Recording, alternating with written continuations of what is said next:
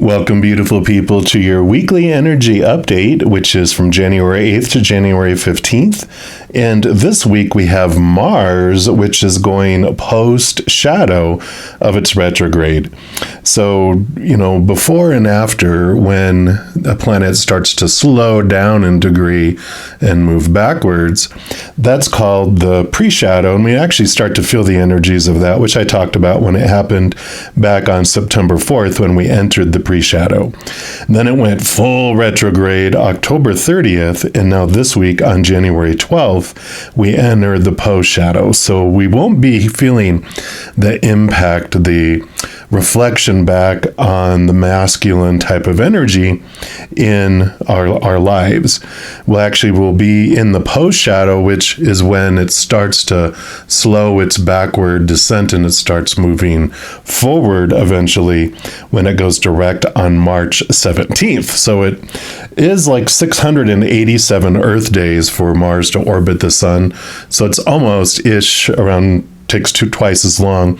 That's why we kind of lap Mars, which makes it appear like it's going backwards.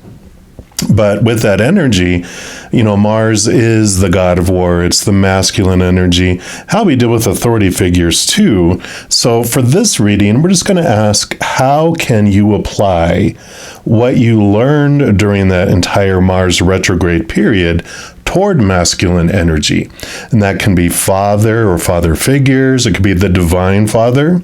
And it can also be our own divine masculine energy, because whether we're male or female or how we identify, we don't, we all have both divine masculine and divine feminine energies within us. So that's what we're going to ask for this reading. Of course, we have one for each individual zodiac sign, and we're going to jump into yours right now. All right, Taurus, this is your weekly energy update. We're going to start off pulling a card here from the Power of Surrender cards. All the cards I use in a reading, I do list down in the description box. So if any of them catch your eye and you want them for yourself, you know where you can pick them up. All right, so let's take a look here and see, where does Spirit want to start with you, Taurus? Where would you like to begin?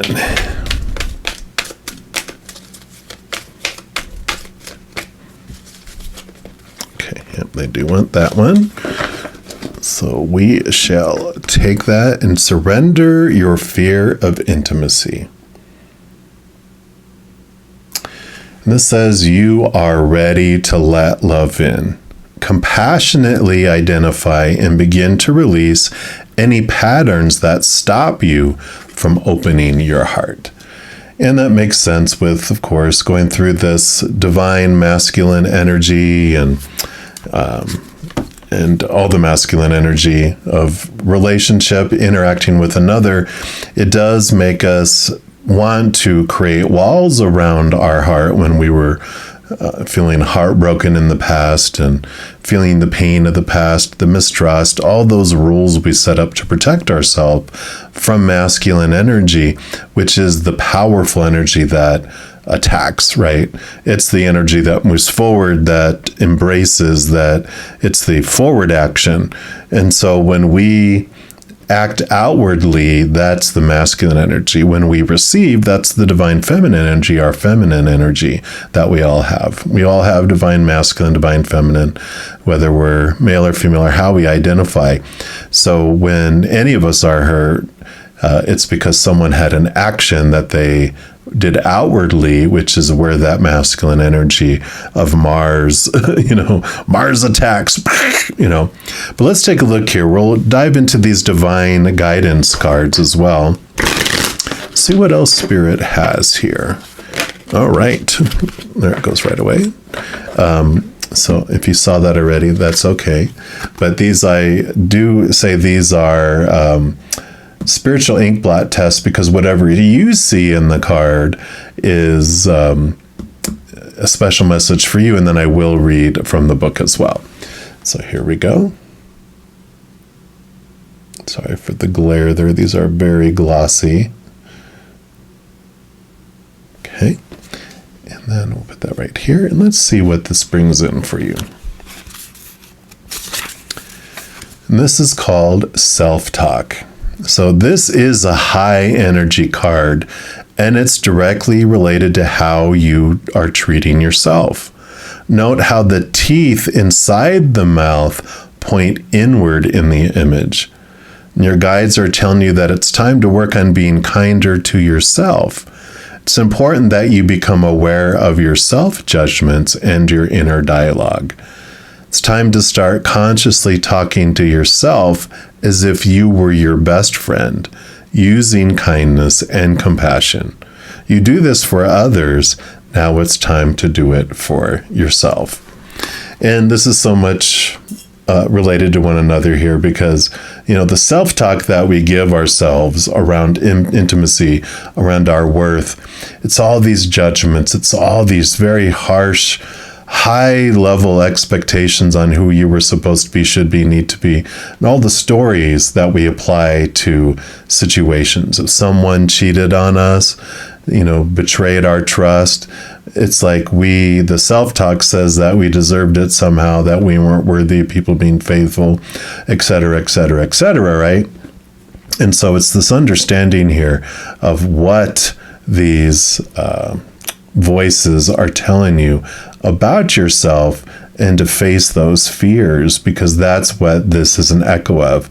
It's the fears of losing conditional love, these opinions, this long list of supposed tos and shoulds and need tos and have tos and musts that were piled on, that it's like, that's what interplays here. We're also going to pull from the Runic Tarot and see what else. What else is there?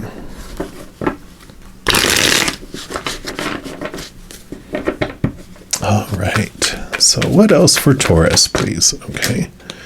And that one. What else? Okay, those, and that one. All right. So we'll start off this one first, which is the Nine of Cups, which is the wish fulfillment card, the emotional wish fulfillment card. And so this is this wonderful little nudge here for us to look at what would it mean truly in our heart of hearts.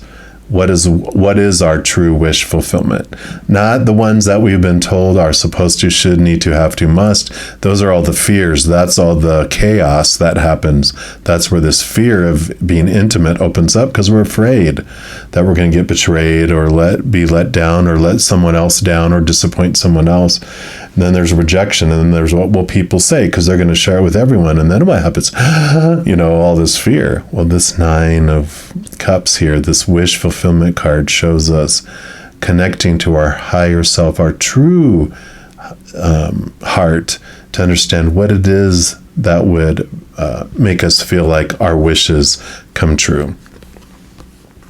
Yeah, and the Queen of Cups will help us get there, because the Queen not only rolls over emotions, but she is given a second portion of water, which allows her to deep dive very much into emotions, and has an insane, gut feeling, gut instinct, and intuition. So she's able to really dive deep and understand what's in our heart. She connects to the spirit world. She's offering the Ace of Cups, which is truly what we are thirsting after, which is the chalice, the Holy Grail that is full of the unconditional love from up above. That love from the Creator and Source, Mother and Father of all things, the spirit realm that is eternal and never ends, unconditional, not one condition. So it's a very solid love compared to the fearful conditional love that at any moment we could lose because we didn't meet a condition, that are always changing, always having things added and removed, and it's constantly fluctuating. This is a solid love that we're given here. So very clearly coming in. We have the Justice card as well. And the Justice card, you can see they have the Ace of Swords there. The Justice card balances things out. It allows us to connect to the capital T truths of the higher realm that are rooted in unconditional love. It allows us to chop away these fears, the small t truths that no longer serve us, those that kept us in fear that, like I said, the fear of losing a conditional love. So the balancing of the scales comes in with the Justice card. Again, cutting away those things and connecting us to real truth. Yeah. And you have the Death card. So there is this ending and this new beginning that comes through all of this, which can be actual, inner change of letting things go, like we talked about, and allowing space for new things to come in, new birth to happen. And it can be that we're done with certain relationships. When we realize truths, we realize how much we've been investing in certain types of relationships and certain relationships that no longer serve, and we're ready to let those things go. It allows us to be open to what we really want instead of trying to live up to what we think everyone else wants from us, or that we feel we have to get to them. Yep. So you have death and rebirth, you have the endings and new beginnings, fate card, which is great because it's the wheel of fortune, which I call it now, it's the tune of four, because it's the four tune, which means that even your human side feels that with what unfolds here is for you, or at least eventually, because everything is fated. Everything does happen for us, and things don't happen to us, though we like to pretend that they do, but everything unfolds for us. And so things that are removed, things that end, the balancing that comes in is definitely for us, and it shows us what we want to see about ourselves. It changes the wheel, brings the people out of our life that don't need to be in there anymore, and also brings people into our life for the next phase of our adventure. Yeah, and the Two of Pentacles comes in. So there is this balancing coming in, but I feel like there's two individuals too. So with this intimacy, there are like two choices that come up here, and you get to choose what it is that you want. What is it that will match your wish fulfillment, rather than trying to live up to the checklist of what you were told are supposed to be, should be, need to be. There's going to be two choices right next to each other in the physical world. Maybe it's the old and the new. And you're like, you know what? This isn't for me anymore because I was believing this stuff before. But this is other choices so much in alignment with who I really want to be and who I really am. Yeah. Then you have the Five of Pentacles, which is a change in the outside world.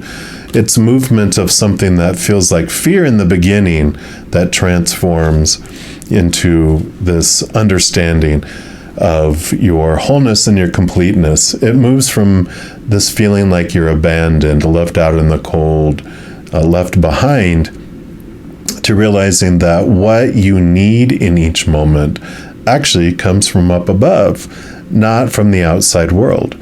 The source is what brings us our wholeness, our completeness. It's unconditional, eternal love. And so we find everything that we need within us.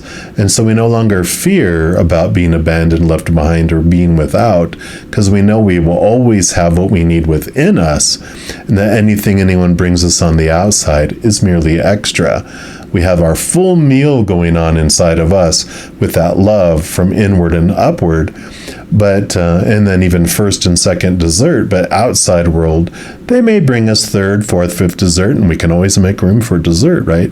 And that's great. But if they withdraw it and go, no, you can't have it, we're like, it's okay, I was full anyway. You're doing me a favor. Definitely a different way of looking at things compared to the fears that we had before.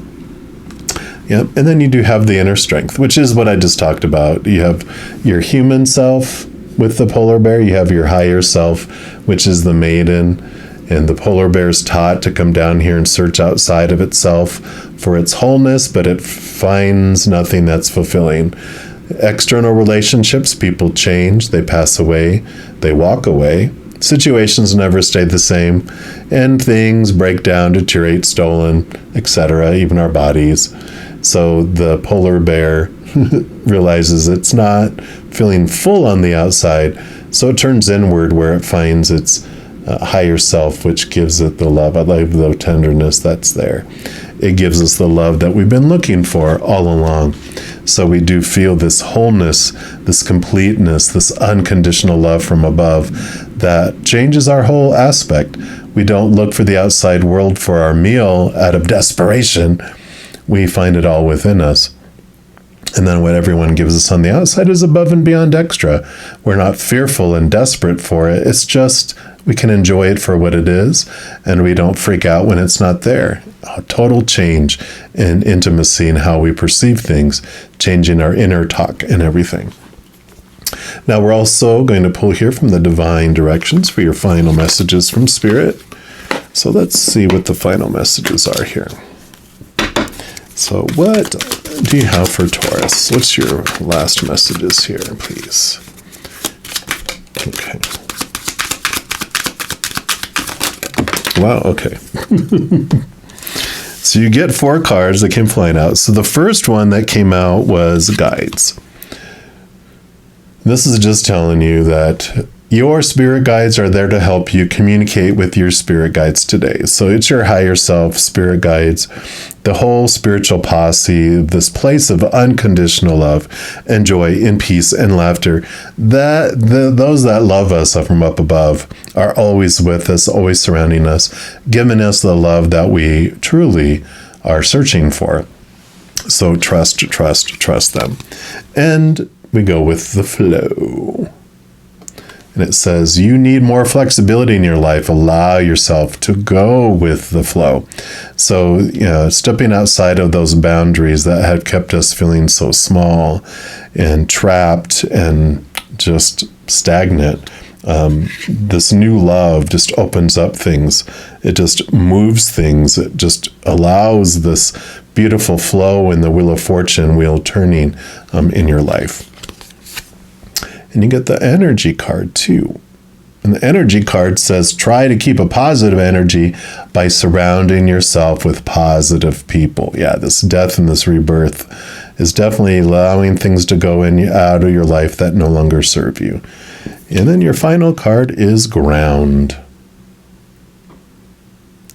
And that says it's time to ground and center your energy, be truly present in your life. We'll put that one right here. So definitely it's this time to stop existing and really start living, and we are letting go of these fears and these beliefs that are not true. They're based on opinion, connecting to the higher love, allowing it to fill you up and overflowing out into the world.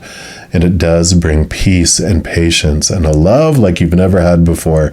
And then with that strength card, when we find that love within us, we walk hand in paw with our higher selves in life in a completely different way than we've ever had before. So I am loving this for you, Taurus. You whirled by the planet Venus. So love, love, love is your journey. And this makes sense that it came out for you. Now, if you are looking for more messages of love from above, in addition to these weekly energy updates, I also put out timeless pick-a-card readings, monthly readings for each zodiac sign, and a few other types of videos. So if you don't want to miss out on any of these and get updated immediately when they become available, if you give this video a little thumbs up by clicking the like button, and then clicking the subscribe button gives you access to the notification bell. And when you go in there, there is an option for all, which if you select, 2 things happen. 1, you're notified immediately when I post new videos. And 2, you're notified when I go live on YouTube to provide free readings. In addition to all of that, it also helps spread the Zen love, and it does help my channel grow in significant ways. Because when you like or share one of my videos, comment on one of my videos, subscribe to the channel, doing those things makes the YouTube algorithm so happy it wants to automatically share my videos with other people as well. So if you feel inspired to do any of those things I mentioned, please know I'm very, very grateful. And these are general readings. If you are looking for even more specific information and answers for your specific life, I do offer personal readings on a sliding price scale. And you can check all that information out in the description box of this video down below. All right, Taurus, as you go through this week, please know that every second of every day of your life that you are unconditionally loved by the Mother and Father of all things. And of course, I love you too. Have an amazing week. We'll be talking soon, but in the meantime, you hang in there and you take care.